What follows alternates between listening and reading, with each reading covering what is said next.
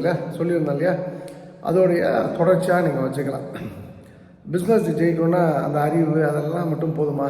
Product, price, place, promotion இது மட்டும் போதுமா? இதை தாண்டி ஒரு ஒரு பெரிய தெய்வீக சக்தி எல்லாருக்குமே தேவைப்படும். அந்த விஷயந்தான் நான் இன்றைக்கி சொல்ல போகிறது. எம்ஜிஆர் முதல்வர் அப்படின்னா அதுக்கு காரணம் மூகாம்பிகை அப்படின்றத கண்மூடித்தனமாக சொல்லிடலாம். ஜெயலலிதா அம்மா சிஎம் ஆனாங்கன்னா அதுக்கு காரணம் திருவொற்றியூர் வடிவுடையம்மன் மற்றும் திருப்பூர் கந்தசுவாமி. கண்மூடித்தனமாக நான் சொல்கிறத நீங்கள் ஏற்றுக்கலாம், நம்பி ஏற்றுக்கலாம். இப்போ முதல்வர் ஸ்டாலின் அவர்கள் இருக்காங்க அப்படின்னா அதுக்கு எது காரணம் அப்படின்னா அவங்களுடைய குலதெய்வம் அங்காள பரமேஸ்வரன் நினைக்கிறேன், அது காரணம்னு சொல்லிடலாம். மற்றெல்லாம் அதுக்கப்புறம் தான், அது புனர்பூச நட்சத்திரம் அதெல்லாம் அப்புறம் தான். இதே போல் எல்லோருக்குமே ஒரு டேர்னிங் பாயிண்ட்டை கொடுக்கக்கூடிய கோயில்கள் உண்டா அப்படின்னா உண்டு. அதை எப்படி கண்டுபிடிப்பது? இதுதான் கேள்வியோட கொஸ்டின் நம்பர் 2. கொஸ்டின் நம்பர் 1 எங்கேயும் போனால் நடக்கலை, உங்களுக்கு ஆண்டாள் கோயில் நடந்தது. கொஸ்டின் நம்பர் 2 எனக்கு என்ன? இதுதான் ரொம்ப சிம்பிள். ஸோ உங்களுக்கு என்ன, எனக்கு என்ன, இதுதான் நம்ம டீட்டெயில் பண்ணணும். நிச்சயமாக நான் சொல்கிறேன், ஆண்டாள் நீங்கள் நினைக்கிற மாதிரி ஒரு கோவிலாக சிலையாகலாம் கடந்து போயிட முடியாது. இன்றைக்கி நான் வாழக்கூடிய வாழ்க்கையை அவள் போட்ட பிச்சை. அதில் எந்த கருத்து வேறுபாடும் யாருக்கும் இருக்க முடியாது. மேபி என்னோட நட்சத்திரம் ரேவதி நட்சத்திரம். ஆண்டாள் கணவருடைய நட்சத்திரம் ரேவதி நட்சத்திரம், ரங்கமன்னார் நட்சத்திரம், ஸ்ரீரங்க ரங்கநாதர் நட்சத்திரம் ரேவதி. இவன் ஜோசியெல்லாம் சொல்கிறாங்க இல்லையா, அது போல் அந்த பாயிண்ட்டுக்கு நான் சொல்கிறேன். தாயார் நட்சத்திரம் பூரம், பெரியார் நட்சத்திரம் சுவாதி. இப்போது இதுதான் முதல் விஷயம். எனக்கு இந்த பெரியாழ்வார் யார், பெருமாள் யார், நம்பெருமான் யார், பெரிய பெருமாள் யார், வடபத்திர சாயி யார், ஆண்டாள் யார், இதெல்லாம் ஒரு மண்ணும் தெரியாது. சாமியே கும்பிடாத நான், கிட்டத்தட்ட 300-400 பிள்ளையார் சொல்லி உடைத்த நான், ஏதோ ஒரு சூழ்நிலை காரணமாக என் வாழ்க்கையோட விழிப்புக்கு சென்று ஓடினேன் வாழ்க்கையின் ஓரத்திற்கே ஓடினேன் அப்படின்னு பராசக்தி வசனத்தில் சிவாஜி கணேசன் பேசுகிற மாதிரி தான் நம்ம வாழ்க்கையின் விளிம்புக்கே ஓடினேன். அங்கே ஏதோ ஒரு டேர்னிங் பாயிண்ட்டு திருச்செந்தூரில் சம்திங் இஸ் ஹேப்பன்ட்டு. அதுக்கப்புறம் but Tiruchendur is not my destination. அது என்னோடய டேர்னிங் பாயிண்ட் நான் சொல்ல மாட்டேன். அது ஒரு வழிகாட்டி, ஒரு என்ன சொல்கிறது, கைடு. அங்கே யாரோ இதுதான் உனக்கு அப்படின்னு காண்பிக்கும்போது ஆண்டாள் கோயிலில் தான் நான் லேண்ட் ஆனேன். ஆண்டாள் எனக்கு சைவம், வைணவம், வடகலை, தென்கலை இதெல்லாம் ஒரு மண்ணும் தெரியாது. இப்போவும் தெரியாது, அப்போ சுத்தமாக தெரியாது. இப்போ தெரியாது, அவ்வளோதான். அப்போ ஒன்றுமே தெரியாது. அப்போ அந்த ஆண்டாள் கோயிலுக்கு போகிறேன். அங்கே நீங்கள் யோசிச்சு பாருங்கள், அது ஐயங்கார் கோயில். உங்களுக்கு தெரியலையே, ஐயங்கார்னா நாமம் போட்டிருப்பாங்க. ஐயர் கோயில் அப்படின்னா பட்டை போட்டிருப்பாங்க அந்த ஐயர்கள், பட்டர்கள், சிவாச்சாரியர்கள். அங்கே ஒருத்தர் பட்டையை போட்டுட்டு தம்பியை பார்த்துட்டு, அத்தையை பார்த்துட்டு, அண்ணனை போய் பாரு, அப்புறம் திருப்பதிக்கு போன்னு சொல்கிறார். அது அவர் யார்? நானும் அந்த கோயிலுக்கு ஒரு 1000 வாட்டி போயிருப்பேன். அந்த இடம் எதுன்றது ஞாபகம் வரல. எனக்கு மெமரி பவர் ரொம்ப ஜாஸ்தி. இது எதோ சினிமா படம் மாதிரி தான். இது நீ கேட்ட உடனே நீ மறந்து போயிடுவேன், இது சொன்னால் உன் தலை வெடிச்சிடும்ன்ற மாதிரி தான். அந்த சம்பவமே எனக்கு நினைவு வரல. ஒரு திவ்யமான ஒரு தீபாவளி தரிசனம், ரொம்ப அற்புதமான தரிசனம். அது இப்போ சொன்னால் கூட ஒரு மாதிரி கண்ணீர் தான் வரும் அந்த தரிசனத்தை நினச்சா. அதுக்கப்புறம் நேரம் கிடைக்கும்போதெல்லாம் போவேன். அந்த பக்கம் சேல்ஸில் இருந்தால அதுக்கப்புறம் போவேன், வருவேன். அதுக்கப்புறம் 2004 இப்போ கரெக்ட் சுதர்ஷன் சுவாமிகள் இப்போ இருக்காங்க, வேதபுரான் பட்டர். அவங்களுடைய அப்பாவுடைய பழக்கம் ஏற்பட்டது. அவர் தான் முதல் முறையாக எனக்கு மங்களாசாசனம் சொல்லிக் கொடுக்குறாங்க. ஸ்ரீமத்தி விஷ்ணு சித்தாரிய மனோநந்தன எதுவே நந்தநந்தன சுந்தரி கோதாய நித்தியமங்கலம் அப்படின்னு ஒரு விஷயம். அதுக்கப்புறம் அந்த 2005 நான் கேலண்டர் போடுறேன், இன்னி வரைக்கும் போட்டுட்ருக்கேன். அந்த மங்களாசாசன கேலண்டரில் இருக்கும். நம்பர் 1. நம்பர் 2 ஆண்டாள் கேலண்டர் நான் போட்டே இருக்கேன். சில முறை ஆண்டாள் ரங்கமன்னார், பெரும்பான்மையான முறைகள் ஆண்டாள் மட்டும்தான். அந்த ஆண்டாள் கேலண்டர் கொடுக்க ஆரம்பித்த பிறகு கொஞ்சம் அப்படியே கொஞ்சம் கொஞ்சமாக புகழ். மேபி எங்கள் காலேஜில் வந்து சொக்கலிங்கம் 2 டைப் ஆஃப் சொக்கலிங்கம் இருக்காங்க. செட்டியார், நாட்டுக்கோட்டை செட்டியார் தான் சொக்கலிங்கம் பேர் வைப்பாங்க. நான் திருநெல்வேலினால எந்த சொக்கலிங்கம், ஆண்டாள் சொக்கலிங்கம், ஆண்டாள் கோயில் சொல்லுவோம் இல்லையா, அந்த சொக்கலிங்கம் அது ஆண்டாள் சொக்கலிங்கம். அப்புறம் ஆண்டாள், இங்கே யாரை பார்த்தாலும் ஆண்டாள்னு சொல்லுவேன். அது இன்ஃபேக்ட் வந்து நான் நடிகர் மறைந்த ஒரு மாபெரும் மனிதர், புரட்சி கலைஞர் திரு விஜயகாந்த் அவருடைய அம்மா பேர் ஆண்டாள், அவங்க அப்பா பேர் அழகர். அவர்கிட்ட பேசும்போது அவரையும் நான் ஆண்டாள் கோயில் கூப்பிட்டு போயிருக்கேன். எவ்வளோ விஐபிஸ் கூப்பிட்டு போயிருக்கேன், எவ்வளோ செலிபிரிட்டிஸ் கூப்பிட்டு போயிருக்கேன். அதுபோல் கூப்பிட்டு போகும்போது விஜயகாந்த் கூட அவர் கூட வந்து நான் அப்புறம் தான் கூப்பிட்டு போனேன். ஒரு 4-5 பெரிய ஆட்களை கூப்பிட்டு போயிருக்கேன். கூப்பிட்டு போனபோது வந்து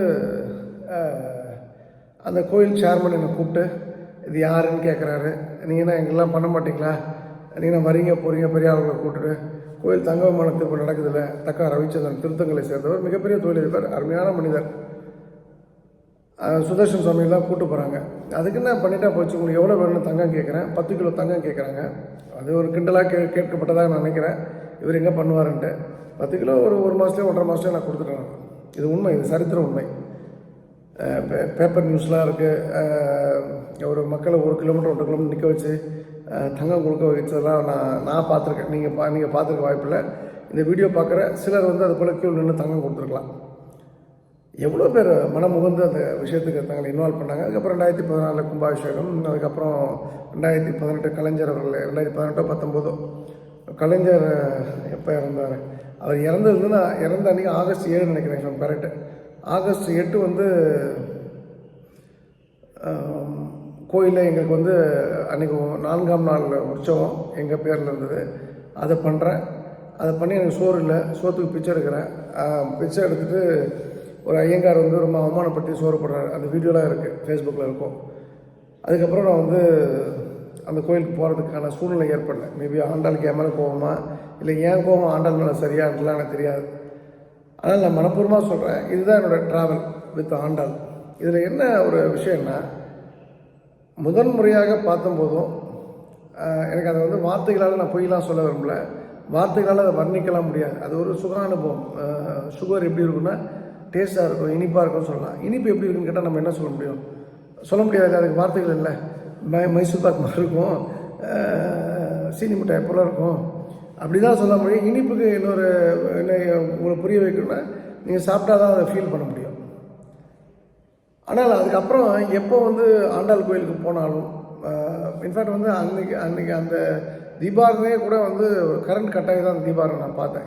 என்னோடய மெமரி கரெக்ட்லாம் திரும்பவும் சொல்கிறேன், எங்கன்றது தெரியாது. எந்த இடத்துல அவர் பார்த்தாரு, எந்த இடத்துல உட்காந்தான்னு தெரியாது. திருச்செந்தூர் நடந்ததும் இதே போல தான். இது உண்மை, சத்தியமான உண்மை. ஆனால் அதன் பிறகு எப்போ நான் ஆண்டாள் கோயிலுக்கு தயார் பார்க்க போனாலும் எனக்கு தெரிஞ்சு 95% கரண்ட் கட் ஆகிடும். இது எத்தனையோ உதாரணங்களை கூட வந்தவங்க அதை பார்த்துருக்காங்க. அட்டைம்ஸ் மழை பெய்யும். ஆண்டாள் ஒரு பேசக்கூடிய சாமி. அவளை பார்க்கும்போதுலாம் இந்த நொடி போதும், இனிமேல் உயிர் வேண்டாம், செத்து போயிடலாம் அப்படின்ற ஒரு உணவு தான் எனக்கு வரும். இதுக்கு மேலே என்ன ஒரு சந்தோஷம் இருக்குது, மகிழ்ச்சி இருக்குது ஒரு மனிதனுக்கு. இந்த நொடியோட உயிரை எடுத்துக்கணும்னா நான் ஆண்டை நான் வேண்டதே கிடையாது. நான் என்னை கேட்டுக்கிட்டு தானே இது போதும், இந்த லைஃப் போதும். அந்த ஆண்டாள் கோயிலில் அந்த டிக்கெட் கிடைக்கிறவங்க வந்து அந்த தாயாருக்கு முன்னாடி நின்றுட்டு டிக்கெட் கிடைப்பாங்க. அந்த பணி கிடைச்சா கூட I will be very happy அப்படின்ற மாதிரி ஒரு லெவலுக்கு அந்த ஆண்டாள் மேலே பக்தி, பைத்தியம் எல்லாமே. இன்ஃபேக்ட் வந்து அது வார்த்தைகளால் வர்ணிக்க முடியாது அந்த என்ன நடந்தது, எப்படி நடந்தது. ஆனால் எனக்கு ஷோர்ட் தெரியும். ஆண்டாளுடைய கணவர் ரேவதிச்சந்திரா சொல்ல எனக்கு அந்த கோயில் ரொம்ப அதில் ரொம்ப இன்வால்வ் ஆகிட்டேன். அதில் வந்து எனக்கு ரொம்ப பிடிச்சி போச்சு. அது வந்து இன் ஆல் சென்ஸ். அங்கே போனதுக்கப்புறம் பெரிய மாற்றம், அங்கே போனதுக்கப்புறம் என்னுடைய பிஹேவியரில் பெரிய மாற்றம், என்னுடைய செயல்களில் பெரிய மாற்றம். நான் அசைவம் சாப்பிட்டு தான் விட்டேன், வந்து ஆல்கஹால் வந்து கன்சூம் பண்ணி தான் விட்டேன். இது போல் எண்ணற்ற விஷயங்கள் நான் சொல்லலாம். அங்கே போயிட்டு வந்து அந்த போக ஆரம்பிச்சதுக்கு பிறகு அதில் உச்சக்கட்ட விஷயம் என்னென்னா வந்து அந்த ஃபோட்டோலாம் இருக்குது. நீங்கள் என்னோடய வெப்சைட்டில் போட்டால் தினத்தந்தியிலே அதிலே வந்து ஒரு ஃபோட்டோ ஆண்டாள் விக்கிரகம், அது உள்ளே இருக்கக்கூடிய விக்கிரகம் இல்லை, தங்க விமான திருப்பணிக்காக தங்க ரேகைகள் ஓட்டுறதுக்காக ஒரு ஆண்டாள் விக்கிரகம். அது என் தலையில் தூக்கி வச்சு ஒரு கிட்டத்தட்ட அப்போது என்னை சுற்றி ஒரு 500-லேருந்து 1000 பேர் இருந்திருப்பாங்க. நான் தலையில் வச்சு தான் கொண்டு வந்தேன். இன்றைக்கும் அந்த ரமேஷ் பட்டன் இருக்கார், அவர் தான் ஏற்றி விட்டது. அவருக்கு எனக்கு ஒரு சில கருத்து வேறுபாடுகள் இருக்கலாம், அதெல்லாம் வந்து ஓகே. பட் அன்றைக்கி நடந்த சம்பவத்தை நடந்தது சொல்லணும் இல்லையா. சுதர்ஷன் சுவாமிகள் நீக்கம் இருக்கார், அதே போல் அங்கே நிறைய எனக்கு தெரிஞ்சு அந்த கிரிபெட்ரு யாரோ ஒருத்தர் மட்டும் தான் இறந்தார், மற்றபடி எல்லாருமே இருக்காங்க. இதெல்லாம் நடந்தது. நீங்கள் அந்த ஃபோட்டோஸ் பார்க்கலாம், வீடியோ பார்க்கலாம். அப்போ நான் ஒரு நான் பிராமின், நான் ஐயரோ ஐயங்காரோ கிடையாது. என் தலையில் ஒரு சிலை ஏற்றணும் அப்படின்னா அது ஆண்டாளுடைய என்ன சொல்கிறது பிளெஸ்ஸிங் இல்லாமல் அது நடக்காது. Mission impossible. அப்போ அது நடந்திருக்கு அப்படின்னும்போது நான் உணர்ந்தது என்னென்னா அந்த மொமெண்ட்டில் இருந்து 2010க்கு முன்னாடி வேறு சொக்கடிக்கும் சும்மா போவேன், வருவேன், தட்டில் 100 ரூபா 500 ரூபா போடுவேன், வந்து நான் பாட்டிய வேலையை பார்க்க போயிடுவேன். 2011 இந்த தங்க விமான திருப்பணிக்கு அப்புறம் நம்ம பிறப்பே எதுக்காகணும் அப்படின்ற ஒரு எண்ணம் எனக்கு ஏற்பட்டது உண்மை. இப்போ எங்கள் அப்பாவும் எங்கள் அம்மாவும் கல்யாணம் பண்ணிக்கிட்டாங்க, எனக்கு பிறப்பை கொடுத்தாங்க. எங்கள் அப்பா மகிழ்ச்சின்ற ஒரு விஷயத்தை லைஃப்பில் அவர் வாழ்ந்ததுக்கே மகிழ்ச்சியாக இருந்தார். ஆனால் நான் லைஃப்பில் பணம்னு ஒரு விஷயத்தை பார்க்கும்போது அவர் அதுக்கு முன்னாடி இறந்து போய்ட்றார். 99 திருமணம். அது அது 55th டே 55வது நாள் ஏப்ரல் 5 மே 30 திருச்செந்தூர் தான் கல்யாணம் பண்ணிக்கிட்டேன். எங்கள் அப்பா இறந்து போய்ட்டார். ஆனால் அவர் சொன்னார், எனக்கு இனிமேல் செத்தா கூட பிரச்சனை இல்லை, என் பையன் கல்யாணத்தை பார்த்துட்டேன் அப்படின்னு ஒரு மகிழ்ச்சியாக ஒரு விஷயத்தை சொல்லிட்டு தான் அவர் இறந்து போனார். அப்போது நான் எங்கள் அப்பாவும் அம்மாவும் சேர்ந்தது எனக்கு பிறப்பு கொடுப்பதற்காக அப்படின்னா நம்ம ஏதோ ஒரு பர்பஸ்க்காக அந்த பூமிக்கு வந்திருக்கணும்னு திங்க் பண்ண ஆரம்பித்தேன். அப்போ தான் அந்த ஆண்டாள் கோயில் தங்க விமான திருப்பணி அப்படின்ற ஒரு விஷயம் யாரோ பெரிய ஜாம்பான்கள்லாம் பண்ண முடியாத ஒரு விஷயத்தை, ஜாம்பான்கள் எடுக்கவே பயந்த விஷயத்தை எடுத்து முன் செல்ல தயங்கின ஒரு விஷயத்தை நான் அதுக்கான முழு மூச்சு உடல் பொருள் ஆவி எல்லாத்தையும் கொடுத்து வேலை பார்த்தேன். In fact if I'm correct, Adyar Anandapuram சேலமில் ஒரு நிகழ்வு அன்றைக்கி மட்டும் 27 லட்ச ரூபா ப்ளஸ் 6 லட்ச ரூபா. திண்டுக்கல்ல ஜெயந்தின்னு ஒரு சகோதரர் இருக்காங்க, அன்றைக்கி அவங்க தான் கடைசியாக கொஞ்சம் கோல்டெலாம் கொடுத்தது. அதை சேர்த்தனா 33 லட்ச ரூபா. ஒரு நாள் ஒரு ஸ்பீச்சுக்கு 33 லட்ச ரூபா கோல் கலெக்ட் பண்ணேன். Tiruppur, Dharmapuri, you not believe, திருவாரூரில் ஒரு அம்மா அந்த ஊரில் மொத்தமே 1.5 லட்ச ரூபா தான் கரெக்ட் ஆகிடுச்சு. மைதிலின்னு ஒரு பெண்மணி மாயாவரத்துலேருந்து வந்தாங்க. இதுனே பயவுளுக்கு எப்படி இருக்காங்க, போடுற சாப்பாடு கூட அந்த ஆண்டாளுக்கு கோல்டு கொடுக்கல, இவ்வளோ பெரிய பணக்காரன்னு சொல்லிட்டு தன் கையில் இருந்த வலையில் கட்டி கொடுத்துட்டு போயிட்டேன். அந்த பொண்ணு கிட்ட இருந்த கடைசி தங்கன்றது அதுதான். அந்த அம்மாவுக்கு எனக்கும் எந்த சம்மந்தம் இல்லை. அவங்க மாமா பொண்ணோ அண்ணன் பொண்ணோ கிடையாது, யாரோ ஒரு ஃபாலோவர். இன்றைக்கும் நீ அவங்க நம்பர் இருக்குது, நான் அவங்க அக்கா தங்கச்சி 4 பேரோ 5 பேரோ அவங்ககிட்ட இருந்த கடைசி தங்கத்தை கொடுத்துட்டு போகிறேன். அப்போ எந்த அளவுக்கு ஆண்டாள் ஊடுருவிப்பா பாருங்கள். நல்லா எனக்கு தெரியும். இந்த இப்படி இந்த மாராப்பை எடுத்துகிட்டு இந்த ஜாக்கெட் உள்ள தாலியை கோத்து போட்டிருக்காங்க. அந்த தாலியை தாலியில் இருக்க அந்த செயினில் இருக்கக்கூடிய அந்த செயினை ஜாக்கெட்டோட கோத்து வச்சுருக்காங்க. என் முன்னாடி இது கருவறைக்கு முன்னாடி நடக்குது. இப்படி எடுத்து அந்த தங்கத்தை, அந்த தாலி இருக்கும் இல்லையா, அந்த ஒரு அவங்க என்ன கம்யூனிட்டி பெங்களூர்னு வந்தாங்க, அந்த தாலியை பிச்சு கொடுத்துட்டு போயிட்டாங்க. அப்புறம் 10 ரூபா ஒருத்தவங்க கொடுத்தாங்க. ஏன்னான்னு கேட்டால் நான் 19 கிலோமீட்டர் நடந்து போயிருப்பேன். நீங்கள் தங்க விமான திருப்பணி முடிஞ்சிச்சுன்னா என் பங்குன்னு எதுவும் இல்லாமல் போயிடும். 2வது நான் உங்களோட இருப்பேன், நமக்கு தெரியாது. அப்படி நடந்து போன ஆட்கள் உண்டு. எண்ணற்ற சம்பவங்கள், ஒரு 6000 7000 சம்பவங்களை நினைவுபடுத்த நான் சொல்லலாம். அது ஒரு பெரிய ஒரு பரலையுமே ஒன்று கூடும். அதுபோல் ஒரு ஆத்மார்த்தமான மக்களால் செய்யப்பட்ட ஒரு விஷயமாக நான் பார்க்குறேன்.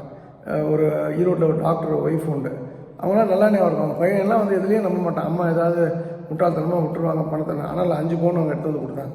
அந்த இடத்துல வச்சு அவங்க ரெசிப்ட் போட்டு வாங்கிட்டு போனாங்க. எங்கள் team Ilamurugan sir first time அங்கே தான் பார்க்குறேன். இதுபோல் எண்ணற்ற ஆயிரக்கணக்கான மக்கள் அந்த இடத்துக்கு குவிந்தாங்க. அப்படின்னா நான் புரிஞ்சுக்கிட்டது என்னென்னா, நம்ம பர்பஸ் லைஃப்பில் இதுக்கப்புறம் என்ன செயல் வேணால் நான் செய்யலாம், எது வேணால் எனக்கு நடக்கலாம், நல்லது கெட்டது அதெல்லாம் மேட்டர் இல்லை. ஆனால் என்னுடைய பர்பஸ் ஆண்டாள் கோயிலில் இந்த திருப்பணியில் ஒரு முக்கியமான பிவோட்டல் பாயிண்ட்டாக இருக்கணுன்றது தான் ஆண்டாளுடைய விருப்பம், பிரபஞ்சத்தோட விருப்பம் அப்படின்றத நான் புரிஞ்சுக்கிட்டேன். அது மட்டும் இல்லாமல் சொக்கலிங்கம் வந்தால் தான் அவங்க சம்மந்தப்பட்ட எல்லாரும் வருவாங்கன்னும் போது இந்த ஒரு 6000 பேர் பண்ணியிருப்பாங்க இல்லையா. இப்போது கடைசியாக ஏஸ்டெக் அப்படின்னு சொல்லிட்டு ஒரு கம்பெனி கோயம்புத்தூரில் ஒரு பெரிய லேசர் வெல்டிங் அவங்க தான் கொண்டு வந்தது, ரொபாட்டிக் வெல்டிங்லாம் ரொம்ப பெரிய கம்பெனி. சீனிவாசன் சித்தார்த்துன்னு சொல்லிட்டு அண்ணன் தம்பிங்க. சீனிவாசன் சின்னவர். அந்த சித்தார்த் சார் அன்ஃபார்ச்சுனேட்லி ஒரு ஒரு ஒரு துயரிய மரணம் அவருக்கு.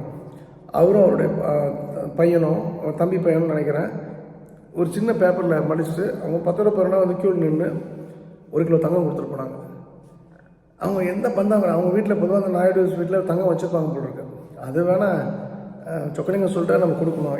எந்த பந்தாவும் விடலை. சார் நான் கொடுக்க போகிறேன், எங்கே இருக்கீங்க? நான் அது மாதிரி இங்கே இருக்கேன், விழுப்புரத்தில் இருக்கேன். அன்றைக்கி விழுப்புரத்துலேருந்து வந்துட்டுருக்கேன். அதான் லாஸ்ட் நாள். அந்த மேகலான்னு சொல்லிட்டு எங்கள் டீமை சேர்ந்த ஜவஹர் அவங்க மனைவி 23 கிராம் கோல்டு கொடுக்குறாங்க. அதை வாங்கிட்டு இன்னும் மற்ற ஊர்லாம் வரவையெல்லாம் வாங்கிட்டு அந்த விராலிமலை பக்கத்தில் ஒரு இடத்துல நின்று அங்கே வாங்கிட்டு அப்படியே வந்துகிட்டே இருக்கேன். அப்போது அது அந்த அவர் வந்து 1 கிலோ கொடுத்து அதுக்கப்புறம் அது பூர்த்தி ஆகிடுச்சு சம்பவம். அதுக்கப்புறம் ஃபைனலாக ஜெயலலிதா இன்வால்வ் ஆனாங்க, எல்லாம் ஓகே. இப்போ நீங்கள் கூட கேட்கலாம், ஜெயலலிதா இன்வால்வ் ஆகி சப்போர்ட் பண்ணாங்களே, அவங்களுக்கு ஏன் அப்படி நடந்தது? சசிகலா இன்வால்வ் ஆகி பண்ணாங்களே, அவங்களுக்கு ஏன் அப்படி நடந்தது? அதெல்லாம் எனக்கு தெரியாது. ஓபிஎஸ்ஸும் இன்வால்வ் ஆனார். ஓபிஎஸ்லாம் 5 கிலோ தங்கம் கொடுத்தாரு.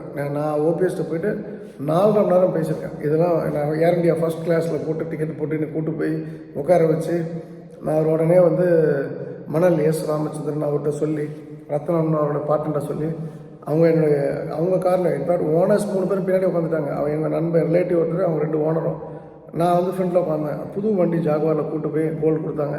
இது போல் எண்ணற்ற சம்பவங்கள். ஆனால் ஒரு விஷயம் நான் தெளிவாக என்னென்னா, ஆண்டாளுக்கு பண்ணதால அவங்க நல்லது நடந்தா கெட்டது நடந்தா அவங்க அது மாதிரிலாம் எண்ணிலாம் கொடுக்கணும்னு கொடுத்தாங்க. ஆனால் இவங்க எல்லாருமே கொடுத்த எல்லோருமே ஆண்டாள் காலத்தில் ஆண்டாள் கூட வாழ்ந்த ஆட்களை தான் நான் பார்க்குறேன். அது ஒரு சாதாரணமாக இப்போ நீங்கள் போய்ட்டு ஆண்டாள் கோயிலுக்கு ஏதாவது தங்கம் கொடுக்குனா கூட பிரயோஜனம் இல்லை. அந்த தங்கமானம் முடிஞ்சு போச்சு, பூர்த்தி ஆகிடுச்சு. இனிமேல் நீங்கள் தங்கம் கொடுத்தா கூட எங்கே போய் அதை தங்கத்தை வைப்பாங்க? உண்டியில் போனீங்கன்னா அது வந்து பேங்க் லாக்குக்கு தான் போகும். பிரயோஜனம் இல்லை, கிடையாது. அப்போது அந்த பாயிண்டில் இவர் கேட்ட அந்த தர்மா கேட்ட பாயிண்டில் அந்த உணர்வு வந்து ஃபஸ்ட் டைம் வந்து என்னால் எக்ஸ்பிரஸ் பண்ண முடியாத உணர்வு. 2வது வாட்டி ட்ராவல் பண்ண அது ஒரு ஈர்ப்பு. இப்போ நீங்கள் ஒரு போதைக்கு அடிக்ட் ஆகிட்டு வச்சுங்களேன், நான் தப்பாக நினச்சிக்காதீங்க, இதுக்கு இதை கம்பேர் பண்ணுறேன்ட்டு. இது மக்களுக்கு இது ரொம்ப ஈஸியாக புரியும். 6 மணிக்கு அப்புறம் கை காலெலாம் நடுங்கும், அப்படியே தண்ணி அடிக்காமல் இருக்க முடியாது. அது வந்து அவனுக்கு டாஸ்மாக் மேலே ஒரு ஈர்ப்பு. ஒருத்தனுக்கு படிப்பு பெரிய ஈர்ப்பாக இருக்கும். ஸ்கூல் லீவ் போட மாட்டாங்க, காலேஜ் லீவ் போட மாட்டாங்க. அது ஸ்கூல் போனோன்னா ஆசையாக இருக்கும், ஈர்ப்பு. ஒரு சிலருக்கு ஸ்விம்மிங் பூலில் போய் குளிக்கணும்னா ஒரு ஈர்ப்பு. தண்ணியை பார்த்தாலே குளிக்கணும்னு நினைப்பாங்க, ஆழங்கள்லாம் பயப்பட மாட்டாங்க. அது போல் ஒரு ஈர்ப்பு ஆண்டாள்கிட்ட என்கிட்ட ஏற்பட்டதான் உண்மை. அது வந்து ஒரே நாளில் ஏற்படல, ஓவர் த டைம் ஏற்பட்டது. அதுக்கப்புறம் இன்றைக்கும் வந்து ஆண்டாள் இல்லாமல் நான் இல்லை. என் பேரே வந்து இப்போ யாருக்கிட்டலாம் ஆண்டாள் சொக்கலைங்கன்னும் போது part and parcel of my life வந்து ஆண்டாள் உள்ளே வந்ததுனால எனக்கு ஒரு லைஃப்பில் அது வந்து டிஃப்ரென்ஸோடு அந்த விஷயத்தை பார்க்க முடியாதுன்றது தான் உண்மை.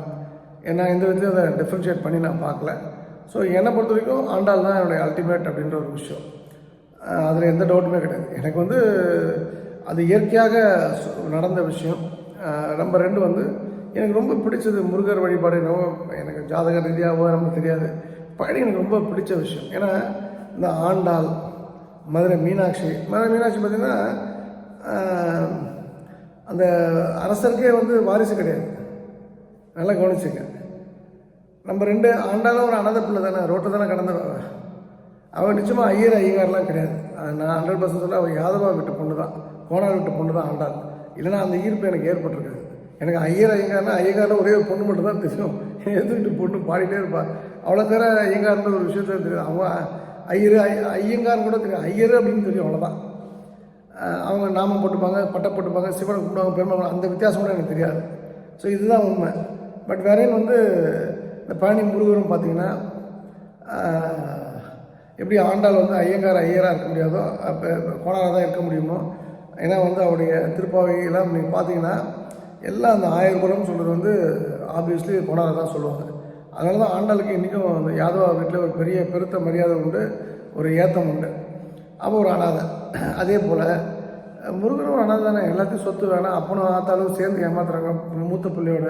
இன்றைக்கி எத்தனை வீடுகளில் மூத்த பிள்ளைக்கு சொத்து கொடுப்பேன், சின்னவனுக்கு சொத்து கொடுக்க மாட்டேன், பொண்ணுக்கு சொத்து கொடுக்க மாட்டேன். இப்போ நம்ம ஊர்லேயே பாருங்கள், பொண்ணும் பையனும் ஒரு வீட்டில் பிறந்திருப்பாங்க.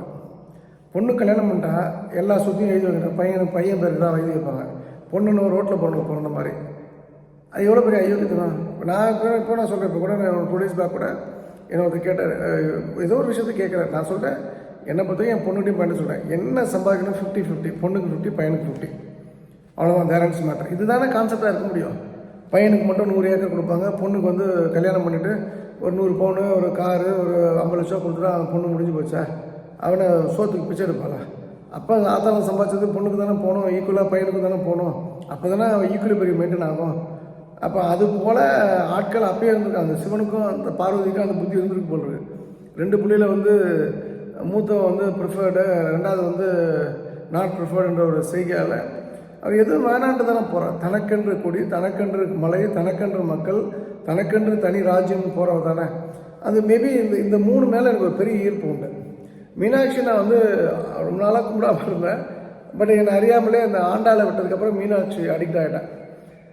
அது மேபி ஜாதக ரீதியாக அந்த பிளானட் மூமெண்ட்ஸ் யாராவது சொல்லலாம், எனக்கு தெரியாது எனக்கு. ஆனால் நான் ஜோசியம் பார்த்தனா நான் மீனாட்சியில் போய் நான் சரண்டர் ஆகலை.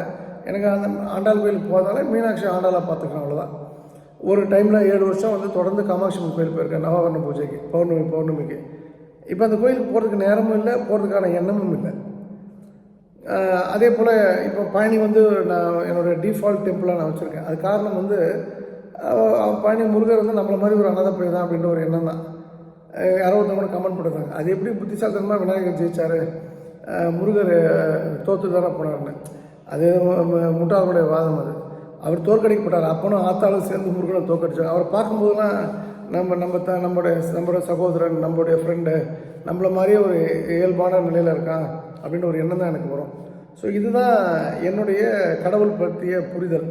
ஆனால் எனக்கு ஒரு விஷயம் சொல்லலாம், இதனால் எனக்கு மாற்றம் ஏற்பட்டதுன்னா இதனால் மட்டும்தான் எனக்கு மாற்றம் ஏற்பட்டது. 1. 2வது, இப்போ நீங்கள் ஒரு கேள்வி கேட்டிருக்கேன், எனக்கு எங்களுக்கு அப்படின்னு கேட்டிங்கன்னா, இது வந்து நாம் என்ன நினச்சிட்டு இருக்கோன்னா, ஒரு ஜோசிக்காரன் சொல்லுவார், 5 அமாவாசைக்கு இங்கே போ, 3 பௌர்ணமிக்கு போ, 21 விளக்கு போடணும்னு. அதை நம்ம ஃபாலோ பண்ணுறோம், அது முடியவே முடியாது. அதனால் என்னால் ஒரு விஷயத்தை உறுதியாக சொல்ல முடியும், உங்களுக்கு அது போல் ஒரு எண்ணம் ஏற்படணும், எண்ணத்தில் மாற்றம் வரணும் அப்படின்னு சொன்னால், 1, நீங்கள் நம்முடைய பிறவி கடன் பாக்கி இருக்கும் இல்லையா, திருப்பந்துருத்தி போங்க, ஒரு மாற்றம் வரும். அந்த அந்த அந்த எண்ணெய் அலைகளில் மாற்றம் வரும். என்ன மாற்றம் வரும்? எண்ணெய் அலைகளில் மாற்றம் வரும். அது ஒரு வியப்புக்குரிய ஒரு பயங்கரமான கோவில். நான் ரொம்ப ஷார்ட்லி நான் வந்து அதை ஒட்டிய இன்னொரு கோவிலையும் அது பக்கத்தில் நான் சொல்ல போகிறேன். நான் ஒரு ரீசன், ஒரு சின்ன இது கிராஸ் செக் பண்ணாமல் இருக்கனால நான் சொல்லாமல் இருக்கேன். அதை நான் சொல்லுவேன். நான் 1. 2வது வந்து ஐயப்பன் வழிபாடு தூக்கி கொண்டாடப்படும். நான் ஏற்கனவே சொல்லிட்டேன், மதுரை மீனாட்சியை தூக்கி கொண்டாடப்படும் சொல்லிட்டேன். இன்றைக்கி கூட நான் சொல்கிறேன், கார்த்திகை சோமவாரத்துக்கு இன்றைக்கி திங்கட்கிழமை மதியானம் 2:45 அபிஷேகம் உண்டு. 108 அபிஷேகம் வந்து தாயாக இருக்கும். 1008 சிவனுக்கு உண்டு. உங்களுக்கு இன்ஃப்ளூயன்ஸ் தான் போய் பாருங்கள். அட்லீஸ்ட் வந்து அடுத்த வாரமாவது போய் பாருங்கள். அதே போல் ஆண்டாள் வந்து மேபி அவள் ஸ்ரீரங்கம் வந்ததுனால அங்கே ஒரு சிலையாக மட்டும் இருக்கலாம், அங்கே அவள் இல்லைன்றது என்னுடைய கருத்து. எனக்கு என்னவோ அவள் இன்டெரக்டாக மெசேஜஸ் என்னென்னா, நீங்கள் வராத, சோத்துக்கு கஷ்டப்பட்டேன். அந்த கலைஞர் இறந்து அடுத்த நாள் அடக்கமான நாள் வந்து எங்கேயுமே ஹோட்டல் கிடையாது. அந்த அன்றைக்கி பட்ட கஷ்டம் இல்லையா, சாப்பாடுக்கு ரொம்ப திணறிட்டேன்.